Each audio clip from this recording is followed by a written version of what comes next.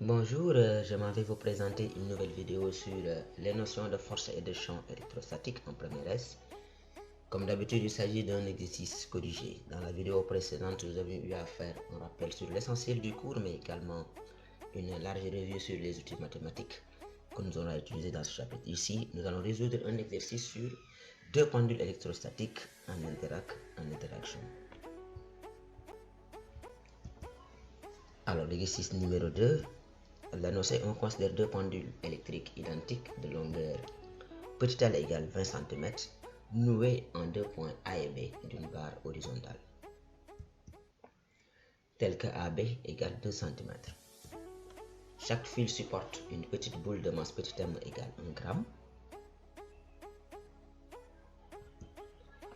électrisée par le même pôle d'une machine électrostatique. Les deux pendules accusent chacun une déviation par rapport à la verticale.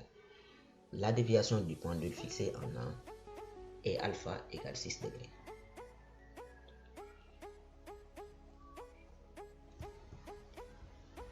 Les questions 1A. Quelle est la déviation bêta du pendule fixé en B? Petit b. Représenter les pendules avant électrisation en pointillé et après électrisation en trait-plein. 2.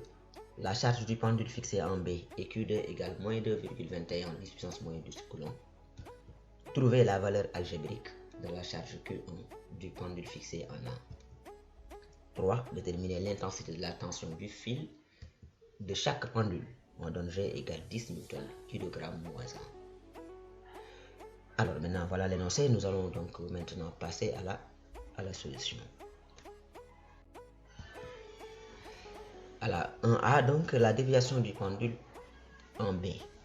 Puisque alpha égale 6 degrés, c'est la déviation du pendule en A. Donc, le pendule en B, sa déviation aussi bêta est égale à 6 degrés. Parce que tout simplement, nous avons la même masse, donc le même poids. Nous avons également des forces d'interaction électrostatique qui sont des forces de répulsion car les charges ont le même signe. Donc, le poids, n'est-ce pas, les poids sont égales, les forces électrostatiques sont égales, donc les tensions aussi sont égales. Donc, la déviation alpha égale 6 degrés pour le pendule A sera la même pour le pendule B. Donc, bêta égale 6 degrés. Maintenant, petit b, nous allons représenter les deux pendules avant et après électrisation. Avant en pointillé. Voilà, donc avant. Et après en trait-plein. Voilà. Donc on peut faire une pierre deux coups, on peut représenter les forces qui s'exercent sur, n'est-ce pas, nos deux. Donc voilà les forces, donc il y a le poids, il y a donc la tension T1, donc la tension T1, T2, les forces électrostatiques, donc F1, F2, et les poids. Donc voilà les deux pendules et les forces. Maintenant, la question suivante, c'est de trouver tout simplement la valeur algébrique de la charge Q1, étant donné que Q2 est égal à 2,21 10 puissance moins 20 moins 10 coulomb. Alors, nous allons simplement appliquer la condition d'équilibre à la B numéro 1. Les forces étant F1, P1 et T1. À l'équilibre, la somme vectorielle des forces est égale au vecteur nul. Et on va tout simplement résoudre l'équation vectorielle pour trouver l'expression de F1 à partir de laquelle on va déduire la charge Q1. Au passage, il faut remarquer qu'on a des forces de répulsion, donc les charges Q1 et Q2 ont le même signe. Donc Q2 étant négatif, donc Q1 sera donc négatif. Attention aussi, il faut remarquer qu'ici, il n'est pas forcé également d'avoir les deux charges Q1 et Q2 de même valeur. Non, il faut faire un peu attention. Les deux charges Q1 et Q2 peuvent ne pas avoir la même valeur. Ici, les forces électrostatiques, certes, ont toujours la même intensité. Ça veut dire quoi? Quelle que soit la valeur de la charge électrique, n'est-ce pas, Q1 ou Q2, les deux forces F1 et F2 ont la même intensité.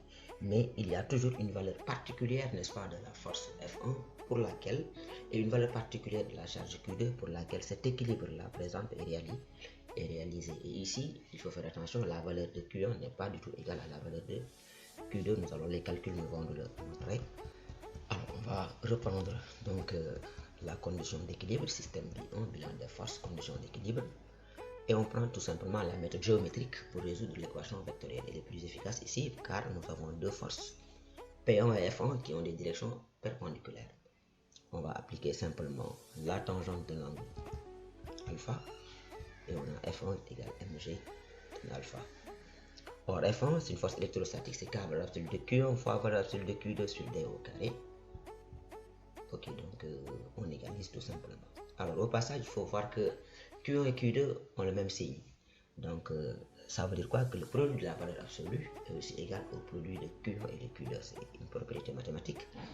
Donc si Q1 et Q2 ont le même signe, valeur absolue de Q1 fois valeur absolue de Q2 a le même signe que Q1 fois Q2. Donc les barres peuvent sauter. C'est pourquoi ici, on obtient directement K Q1 Q2 sur D carré.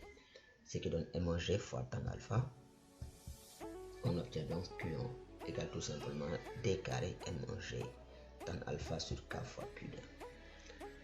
Alors donc ici, il est important aussi de voir quelle est la valeur donc de l'expression de D2. D2 c'est tout simplement AB plus 2L sinus alpha, comme vous le voyez donc sur la figure. Parce que nous avons ici, donc si vous regardez la figure, donc ça c'est AB, c'est la distance entre les points A et B. Bon, ça c'est donc la distance donc qu'on va appeler D1, cette distance là, et nous allons appeler cette distance là D2. Alors ici, là c'est les angles ont pour valeur alpha, il n'y a pas de problème, donc les longueurs elles sont les mêmes, donc D1 a même valeur que D2. Et ici, donc là c'est l'angle alpha, D1 est opposé à l'angle alpha, L est là, ou bien donc L est l'hypoténuse. Le côté opposé c'est l'hypoténuse multiplié par le sinus de l'angle. Donc D1 égale D2 égale L sinus de alpha. On aura tout simplement D est égal à la distance AB plus 2 fois cette distance qui vaut L sinus alpha. Donc D égale AB plus 2L sinus alpha.